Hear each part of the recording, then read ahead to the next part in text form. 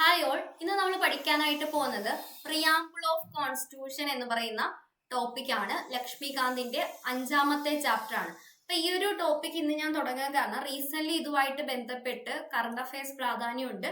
അതുകൊണ്ടാണ് ഈ ടോപ്പിക് തന്നെ ഇപ്പൊ എടുത്തുകൊണ്ട് വന്നത്. ഓക്കെ, അപ്പൊ ഇതിൽ നമുക്ക് എന്തൊക്കെയാണ് പഠിക്കാനുള്ളത്? ആദ്യം നമുക്ക് കുറേച്ചേ ആയിരിക്കും നമ്മൾ പഠിച്ചു പോകുന്ന. ഒരു ചാപ്റ്റർ മൊത്തം ഒരുമിച്ച് പഠിക്കൂല, കുറേച്ചേ പഠിച്ച് വൃത്തിയായിട്ട് പഠിച്ചു പോവുക.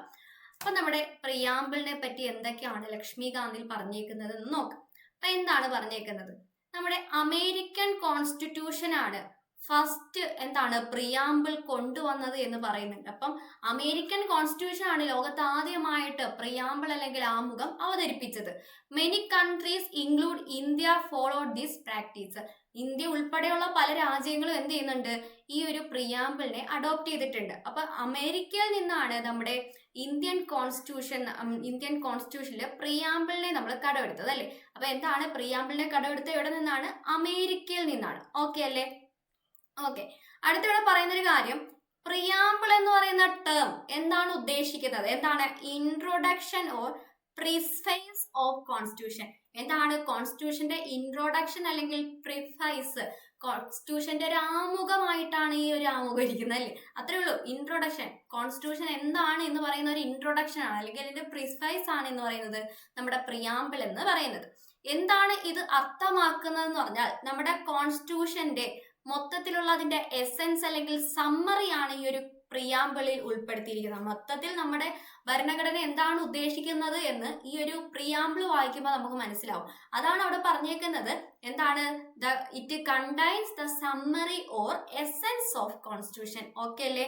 ഇനി ഈ ഒരു ഫീച്ചർ കാരണം നമ്മുടെ എൻ.എ. പൻകിവാല എന്ന് പറയുന്ന വ്യക്തി നമ്മുടെ പ്രിയാമ്പിളിനെ എന്തെന്ന് വിശേഷിപ്പിച്ചു? ഐഡന്റിറ്റി കാർഡ് ഓഫ് കോൺസ്റ്റിറ്റ്യൂഷൻ എന്ന് വിശേഷിപ്പിച്ചു. ഓക്കെ അല്ലേ? അപ്പൊ എന്താണ് ഇങ്ങനെ സമ്മറി അല്ലെങ്കിൽ ഇൻട്രൊഡക്ഷൻ ആയിട്ടൊക്കെ നിൽക്കുന്നത് കൊണ്ട് നമ്മുടെ കോൺസ്റ്റിറ്റ്യൂഷനെ ഐഡന്റിറ്റി കാർഡ് ഓഫ് കോൺസ്റ്റിറ്റ്യൂഷൻ എന്ന് വിശേഷിപ്പിച്ചത് ആരാണ്? എൻ.എ. പൻകിവാലയാണ്. ഓക്കെ അല്ലേ? The preamble of constitution is based on the objective resolution. എങ്ങനെയാണ് പ്രിയാമ്പിൾ വന്നത്? ഒബ്ജക്റ്റീവ് റെസൊല്യൂഷനിൽ നിന്നാണ് പ്രിയാമ്പിൾ ഉണ്ടായത്. ഇന്ത്യയുടെ പ്രിയാമ്പിൾ ഉണ്ടായത് എവിടെ നിന്നാണ്? ഒബ്ജക്റ്റീവ് റെസൊല്യൂഷനിൽ നിന്നാണ്. എവിടെ നിന്നാണ് ഒബ്ജക്റ്റീവ് റെസൊല്യൂഷൻ വന്നത്? നമ്മുടെ ജവഹർലാൽ നെഹ്റു ഡിസംബർ 13, 1946 അവതരിപ്പിച്ച ഒബ്ജക്റ്റീവ് റെസൊല്യൂഷൻ ആണ് പിന്നീട് എന്തായിട്ട് മാറിയത്? പ്രിയാമ്പിൾ ആയിട്ട് മാറിയത്. ഡിസംബർ 13, 1946 നമ്മുടെ ജവഹർലാൽ നെഹ്റു അവതരിപ്പിച്ച ഒരു പ്രമേയമാണ് എന്തായിട്ട് മാറിയത്? നമ്മുടെ പ്രിയാമ്പിളായിട്ട് പിന്നീട് മാറിയത്.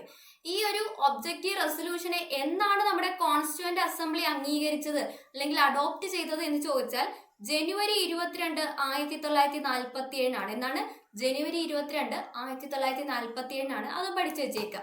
അങ്ങനെ നമ്മുടെ ജവഹർലാൽ നെഹ്റു അവതരിപ്പിച്ച ഈ ഒരു ഒബ്ജക്റ്റീവ് റെസൊല്യൂഷൻ നമ്മുടെ കോൺസ്റ്റിറ്റ്യൂവന്റ് അസംബ്ലി എന്ത് ചെയ്തു? അംഗീകരിച്ചു അല്ലെ? അഡോപ്റ്റ് ചെയ്തു.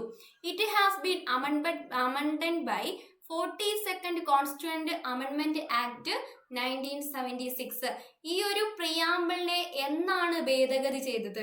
1976 42ാമത്തെ കോൺസ്റ്റിറ്റ്യൂഷണൽ അമെൻഡ്മെന്റ് ആക്ട് പ്രകാരമാണ് നമ്മുടെ പ്രിയാമ്പിളിനെ ഭേദഗതി ചെയ്തത് അല്ലെ? അപ്പൊ ഇത് എത്ര തവണ ഭേദഗതി ചെയ്തിട്ടുണ്ട്? ഈ ഒരൊറ്റ തവണ മാത്രമേ നമ്മുടെ പ്രിയാമ്പിളിനെ ഭേദഗതി ചെയ്തിട്ടുള്ളൂ. ഓക്കെ, അങ്ങനെ ഭേദഗതി ആഡ് ചെയ്ത വാക്കുകളാണ് സോഷ്യലിസ്റ്റ്, സെക്യുലർ, ഇന്റഗ്രിറ്റി എന്നീ വാക്കുകൾ. ഏതൊക്കെയാണ്? Socialist, secular, integrity. ഓക്കെ, ഇതില് ഈ ഒരു സോഷ്യലിസ്റ്റ് അല്ലെങ്കിൽ സെക്യുലർ ഈ രണ്ട് വാക്കുകളെ ചൊല്ലി ഇപ്പൊ റീസെന്റ് ഒരു കേസ് വന്നിട്ടുണ്ടായിരുന്നു. ആ ഒരു കേസിന്റെ പേരാണ് ബൽറാം സിംഗ്. എന്താണ്? Balram Singh and ors versus union of Indian state. എന്താണ്?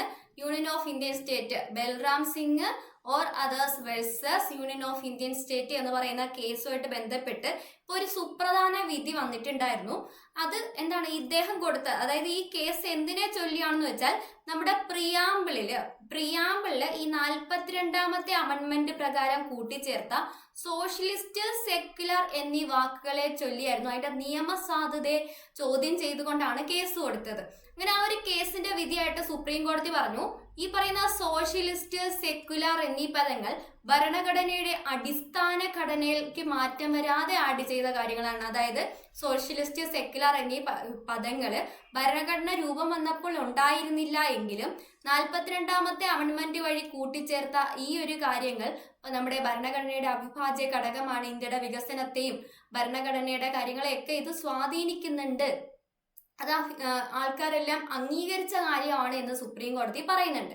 അതുപോലെ തന്നെ പറയുന്നുണ്ട്, നമ്മുടെ ഇവര് പറഞ്ഞതെന്ന് പറഞ്ഞാൽ പാശ്ചാത്യ രാജ്യങ്ങളിൽ സോഷ്യലിസ്റ്റ് എന്ന് പറഞ്ഞാൽ അർത്ഥമാക്കുന്നത് നമുക്കറിയാം. സോഷ്യലിസം എന്ന് പറഞ്ഞാൽ എന്താണ്?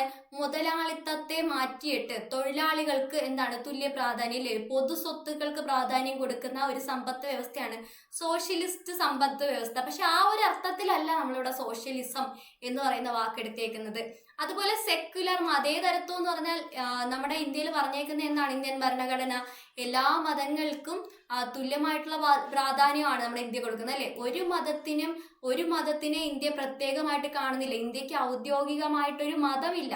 എല്ലാ മതങ്ങളെ ബഹുമാനിക്കണമെന്നും എല്ലാവരെയും റെസ്പെക്ട് ചെയ്യണം, അല്ലെങ്കിൽ എല്ലാ മതങ്ങളെ അംഗീകരിക്കണമെന്നാണ് നമ്മുടെ സെക്യുലർ എന്ന പദം കൊണ്ട് നമ്മുടെ ഇന്ത്യ ഉൾക്കൊള്ളുന്ന ഒരു കാര്യം. അപ്പൊ അതാണ് നമ്മുടെ സുപ്രീം കോടതി ഇപ്രാവശ്യം പറഞ്ഞേക്കുന്നത്. പാശ്ചാത്യ രാജ്യങ്ങളിൽ കാണുന്ന അർത്ഥമൊന്നും നമ്മൾ എടുക്കേണ്ട കാര്യമില്ല. ഇന്ത്യ എന്താണോ പറഞ്ഞേക്കുന്നത് അത് മാത്രം നോക്കിയാൽ മതി. ഇന്ത്യ ഇങ്ങനെയാണ് അർത്ഥം കണ്ടിരിക്കുന്നത് എന്ന് പറഞ്ഞിട്ടുണ്ട്. ഇതുമായിട്ട് ബന്ധപ്പെട്ട് മറ്റൊരു കാര്യം പറയുന്നുണ്ട്. ഇതിൽ ഈ ഒരു സെക്യുലർ അല്ലെങ്കിൽ മതേതരത്വം ആയിട്ട് ബന്ധപ്പെട്ട് എന്താണ് ആർട്ടിക്കിൾ 14, 15, 16 എന്നിവ മതേതരത്വമായിട്ട് ഇന്റർലിങ്ക്ഡ് ആയിട്ട് കിടക്കുന്ന ആർട്ടിക്കിളുകളാണ് എന്നും സുപ്രീം കോടതി പറയുന്നുണ്ട്. അപ്പൊ എന്താണ് ആർട്ടിക്കിൾ 14? ഇക്വാളിറ്റി ബിഫോർ ലോ ആണ്. ഇക്വാളിറ്റി ബിഫോർ ലോ ആണ്. ആർട്ടിക്കിൾ 15 എന്ന് പറഞ്ഞാൽ എന്താണ്? സെക്സ്, റിലീജിയൻ, കാസ്റ്റ്, അല്ലെ? ആർട്ടിക്കിൾ 16 എന്ന് പറഞ്ഞാൽ ഇക്വാളിറ്റി ബിഫോർ ഓപ്പർച്യൂണിറ്റി, അല്ലെ? ഈ 3 കാര്യങ്ങളും എന്താണ്? ഈ മതേതരത്വം എന്ന് പറയുന്ന കാര്യത്തിൽ ഇന്റർലിങ്ക്ഡ് ആണ് എന്ന് നമ്മുടെ സുപ്രീം കോടതി പറയുന്നുണ്ട്. അതുപോലെ ഈ പ്രിയാമ്പിളിന്റെ 42ാമത്തെ ഭേദഗതി പ്രകാരം അങ്ങനെ അമെൻഡ്മെന്റ് ചെയ്തതിനെ ചോദ്യം ചെയ്തിട്ടുണ്ട്.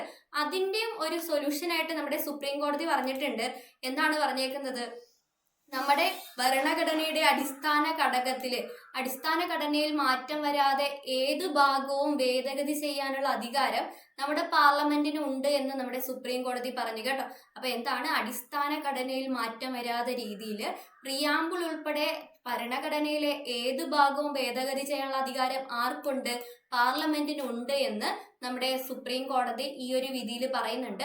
ഏത് ആർട്ടിക്കിൾ പ്രകാരമാണ്? 368 പ്രകാരമാണ് കേട്ടോ. അതും പഠിച്ചു വെച്ചേക്കാം. അങ്ങനെ 42ാമത്തെ അമെൻഡ്മെന്റ് വന്നത് അടിയന്തരാവസ്ഥ കാലത്താണ്. ഇന്ദിരാഗാന്ധിയാണ് കൊണ്ടുവന്നത്. അപ്പൊ അതിനെയാണ് അവർ ചോദ്യം ചെയ്തത്. അപ്പൊ അതിന്റെ ഒരു സൊല്യൂഷൻ ആയിട്ട് നമ്മുടെ സുപ്രീം കോടതി പറയുന്നുണ്ട്, 42ാമത്തെ അമെൻഡ്മെന്റ് വന്നത് അടിയന്തരാവസ്ഥ കാലത്താണെങ്കിലും 44ാമത്തെ അമെൻഡ്മെന്റിൽ ഇത് ചോദ്യം ചെയ്തുകൊണ്ട് അതിന്റെ ഫൈനൽ സൊല്യൂഷൻ അവിടെ കൊണ്ടുവന്നിട്ടുണ്ട്. അത് ചർച്ച ചെയ്ത് തീരുമാനിച്ച് ഫൈനൽ ലിസ്റ്റ് ആയ ഒരു കാര്യമാണ്. അത് പിന്നെ 44 വർഷങ്ങൾക്ക് ശേഷം ഇപ്പൊ വീണ്ടും ചർച്ച ചെയ്യേണ്ട ആവശ്യമില്ല എന്ന് പറഞ്ഞ് ആ ഒരു കേസിനെ നമ്മുടെ സുപ്രീം കോടതി തള്ളുകയാണ് ചെയ്തത് കേട്ടോ. അത് നിങ്ങൾ അറിഞ്ഞു വെച്ചേക്കുക. ഈ ഒരു ടോപ്പിക്കുമായിട്ട് ബന്ധപ്പെട്ട് വന്ന കറണ്ട് അഫയേഴ്സ് ആണ്, അതുമായിട്ട് ബന്ധപ്പെട്ട കേസാണ്. നല്ല രീതിയിൽ അറിഞ്ഞു വെച്ചേക്കുക.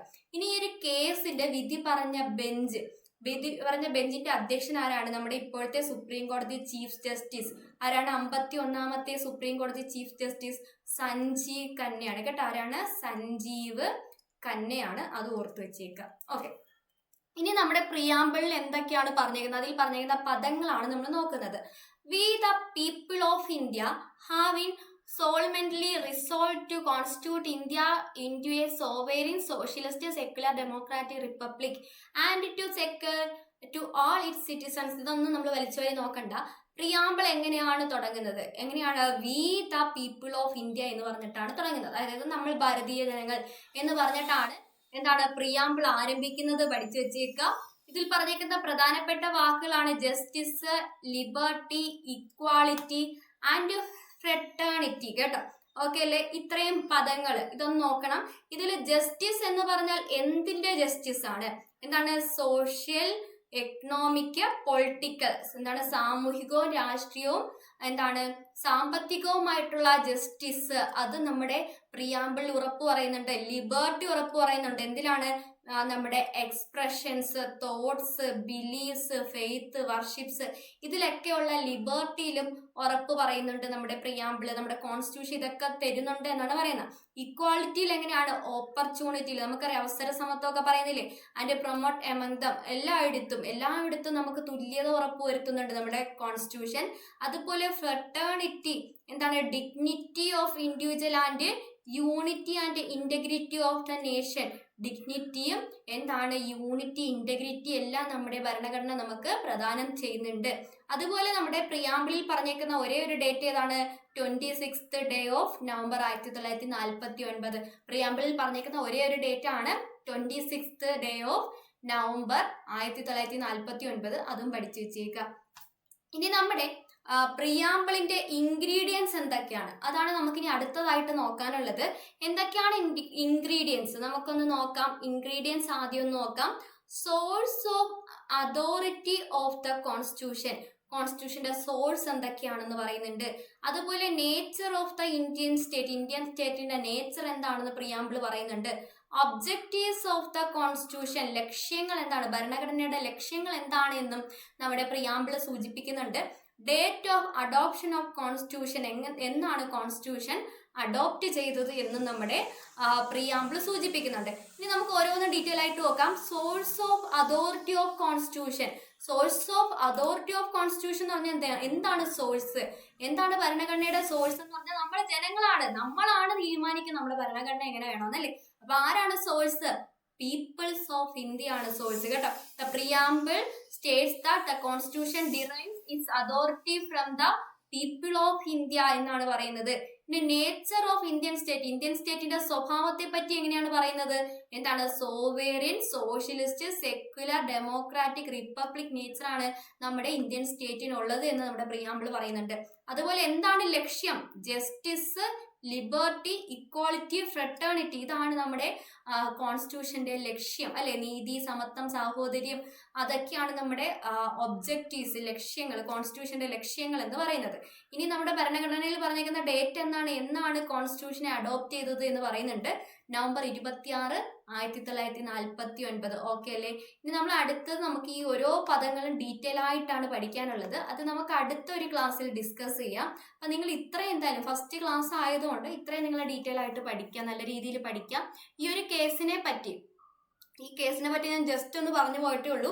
ഇതിനെപ്പറ്റി ഡീറ്റെയിൽ ആയിട്ട് നമ്മുടെ ഡെയിലി കറണ്ട് അഫയേഴ്സ് ക്ലാസ്സിൽ എടുത്തിട്ടുണ്ട്. Daily current affairs class November 26, 2024 എടുത്ത ഡെയിലി കറണ്ട് അഫയേഴ്സ് ക്ലാസ് നിങ്ങൾ കാണുക. അതിനകത്ത് നമ്മൾ ഡീറ്റെയിൽ ആയിട്ട് ഈ ഒരു കോൺസ്റ്റിറ്റ്യൂഷനെ പറ്റി പറയുന്നുണ്ട്. ഈ ഒരു കോൺസ്റ്റിറ്റ്യൂഷനിൽ പ്രിയാമ്പിളുമായിട്ട് ബന്ധപ്പെട്ട ആ ഒരു കേസിനെ പറ്റി ഡീറ്റെയിൽ ആയിട്ട് പറയുന്നുണ്ട്. അതും കൂടെ എടുത്തു വെച്ചൊന്ന് കാണുക.